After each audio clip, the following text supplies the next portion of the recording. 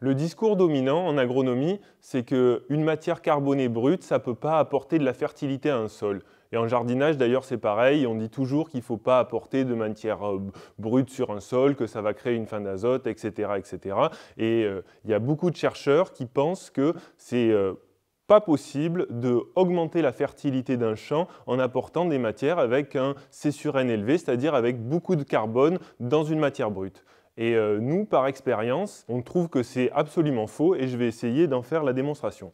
Donc là, on va essayer de calculer le carbone dans le sol. Donc là, je veux calculer le carbone que j'ai dans mon sol. Et là, je vais prendre mon sol sur 30 cm de profondeur. 1 hectare, c'est 10 000 m².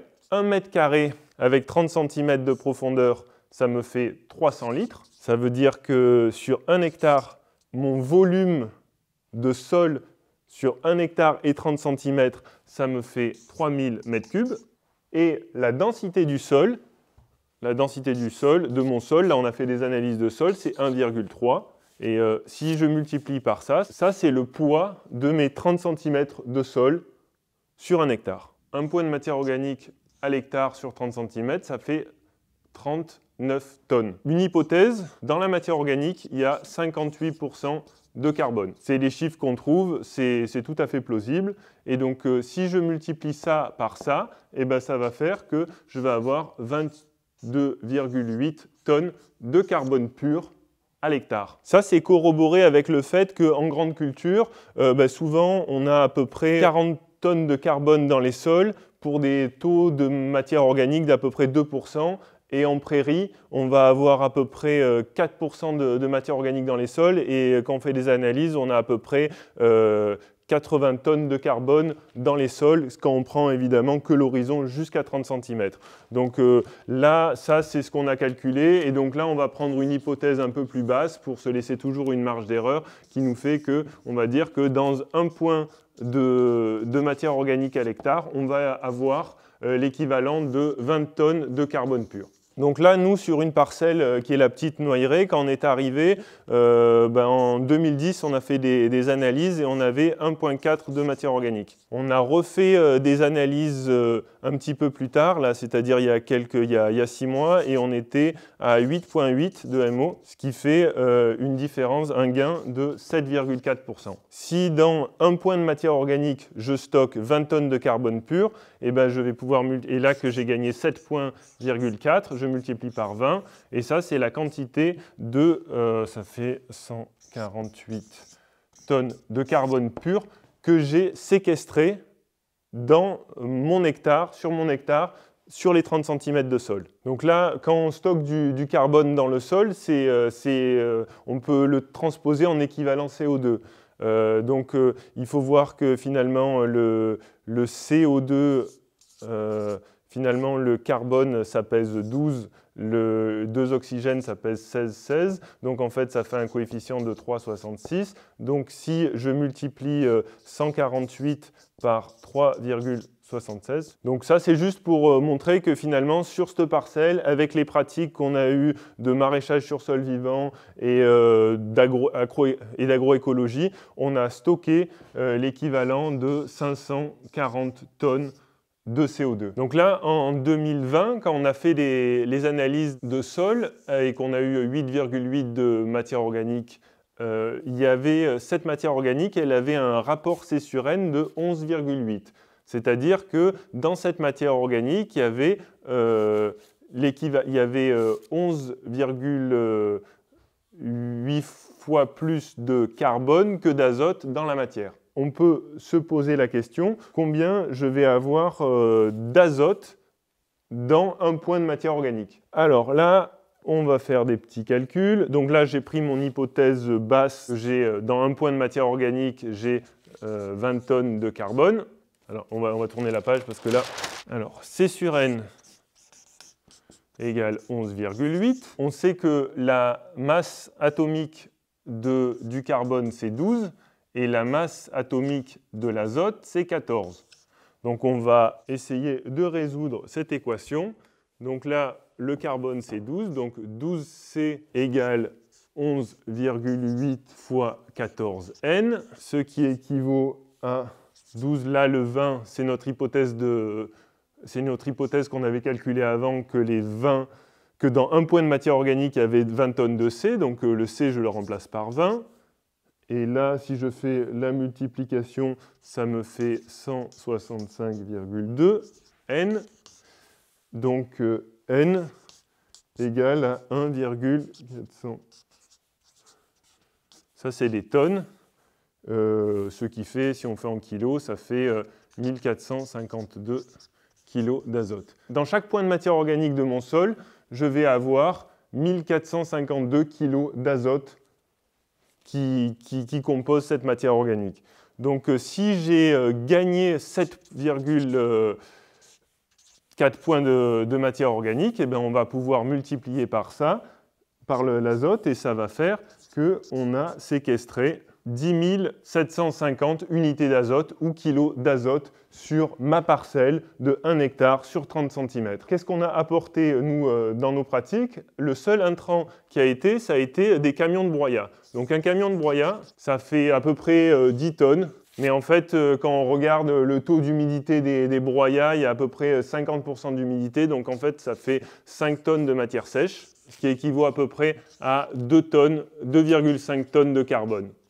Là, je pose comme hypothèse que le C sur N moyen du broyat qui m'arrive est de 50. Il y a des matières organiques qui sont avec un C sur N plus bas, comme les tontes, mais il y a beaucoup de bois, de feuilles, ça dépend un peu des périodes de l'année, mais on peut, à mon avis, très réalistiquement poser ça comme hypothèse. Et donc là, si je continue mes calculs, avec un C sur N qui est égal à 50, et ben du coup, je reprends mon calcul, ce qui évaut à... donc là, mon carbone, c'est 2,5 tonnes, que je multiplie par la masse atomique du carbone, qui est égale à 50 N, c'est 14, qui me fait 30 par 700 N. N est égal à 42 kg. Donc, chaque camion qui arrive, de matière, de déchets, de broyat de déchets verts, si le C sur N moyen est de 50, eh ben, dans ce camion, je vais avoir 42 kg d'azote dans la matière. Ça, c'est la quantité d'azote qu'on a calculée qui est dans mon sol, de par les analyses.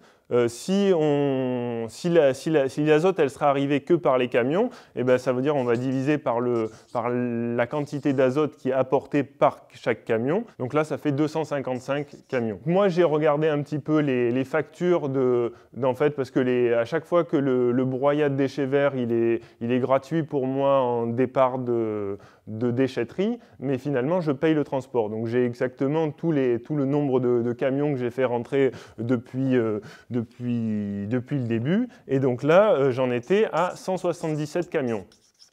Ça, c'est tous les camions de broyat de déchets verts qu'on a fait venir. Et du coup, ces camions, on ne les a pas répartis que sur la parcelle d'1 hectare de la petite noyeraie. On les a mis au moins sur 4 hectares. Un peu plus, mais je préfère toujours prendre des hypothèses basses. Donc sur 4 hectares. Donc si je divise tous mes camions par la surface sur laquelle j'ai distribué mes camions, donc ça veut dire que moi, à peu près, dans ma petite noyeraie, j'ai apporté au maximum 45 camions qui, eux, contenaient 42 unités d'azote. Et donc si je fais 42 fois 45, eh ben, je vais avoir 1880. Ça, c'est la quantité d'azote qui a été apportée par mon broyat. Et moi, j'en ai ça qui a été gagné. Donc, si on fait ça moins ça, eh ben, on va avoir... Voilà, ça, c'est la quantité d'azote qu'il y a en plus dans ma parcelle, que je n'ai pas apporté. Et là, je ne compte pas que dans cette parcelle, dans la petite noyeraie, on a fait 4 ans de maraîchage et du coup, tous les légumes qu'on a produits, on les a exportés. Donc là, il y a un export d'azote dans la petite noyeraie. Alors si on veut être exact un petit peu, il y a quelques endroits où on avait fait des petits couverts d'hiver avec des légumineuses. On sait que la légumineuse peut absorber un peu d'azote, donc on peut dire que ça compense les exportations des légumes. Donc là, sur la ferme, vous avez peut-être vu des vidéos sur certains rendements comme les oignons, les courges, les patates douces. En fait, quasiment tous les légumes, ils poussent super bien. On a des très bons rendements et tout ça sans apporter en fait de fertilisation azotée. Et là, quand on fait les calculs, on voit qu'on a en fait pas mal d'azote qui est rentré dans notre système. Et du coup, la question qui se pose, c'est d'où vient cet azote? Et bien, en fait, cet azote, elle vient de bactéries libres fixatrices d'azote qu'on appelle azotobactères, et il y en a d'autres types qui en fait vivent sur des litières carbonées.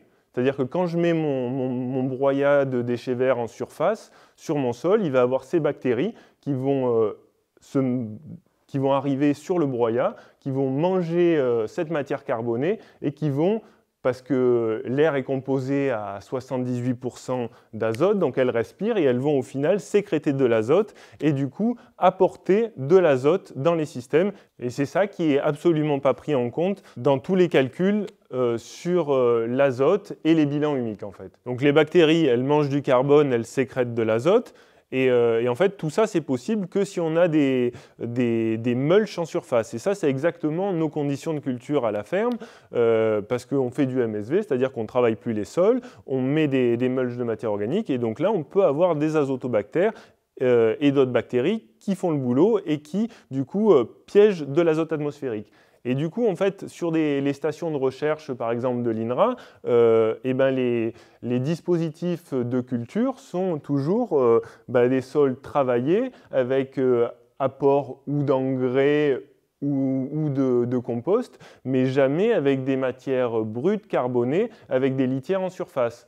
Et donc, du coup, c'est normal qu'ils ne voient pas ces azotobactères parce que les conditions et que ça ne joue pas dans les bilans humiques faits dans certaines conditions, mais puisque on cultive dans d'autres conditions, on peut avoir ce service-là. Et donc, du coup, tous les bilans humiques qu'on a l'habitude d'étudier quand on fait des BPREA, en fait, tout ça, c'est valable dans des conditions de culture bien spécifiques, mais dès qu'on passe dans des stratégies, on va dire, de maraîchage sur sol vivant ou de permaculture, où on ne travaille plus les sols et où il y a des mulches carbonées en surface, là, tous ces calculs, ils sont totalement faux. Si on ne prend pas en considération cet apport potentiel d'azote, du coup, on va être toujours dans des logiques d'itinéraire où on va apporter de la fertilisation azotée à nos cultures. Et ça représente un coût et une dépendance des agriculteurs face à ces intrants azotés. Quand on voit le boulot qui a été abattu par une centaine de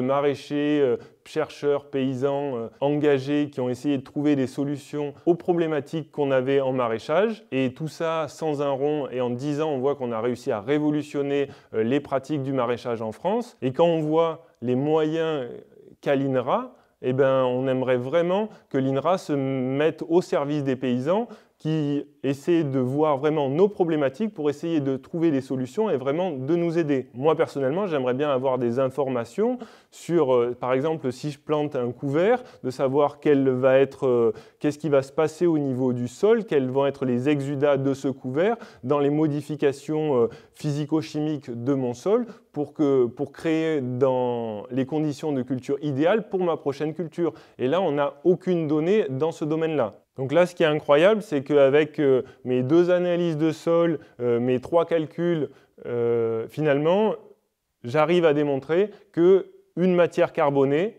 brute qu'on apporte au champ, elle crée de la fertilité. Et ça, c'est pas admis par l'INRA, en tous les cas majoritairement, et c'est quand même incroyable, parce que là, pourtant, c'est une logique qui copie les écosystèmes et c'est ce qu'il y a vraiment du pur bon sens, quoi. Vouloir contrôler le vivant, c'est une chimère. Par contre, essayer de comprendre comment il fonctionne pour mieux vivre et mieux produire, moi j'appelle ça du bon sens paysan ou de l'agroécologie et j'invite vraiment tous nos chercheurs à essayer d'aller dans cette direction-là, quoi. Je tiens à souligner que ma critique envers l'INRA est une critique envers l'institution et ce qu'elle représente majoritairement, et qu'au sein de cette institution, il y a des gens merveilleux qui travaillent sur des sujets très intéressants et qui nous ont aidés, mais malheureusement, ils restent minoritaires. Et je pense entre autres à Jean-Pierre Sartou, à Claire Marsden, à l'équipe de l'INRA de Dijon qui travaille sur les mycorhizes et les sujets agroécologiques, ainsi que plein d'autres chercheurs qui œuvrent sur ces sujets et que je ne connais pas du tout.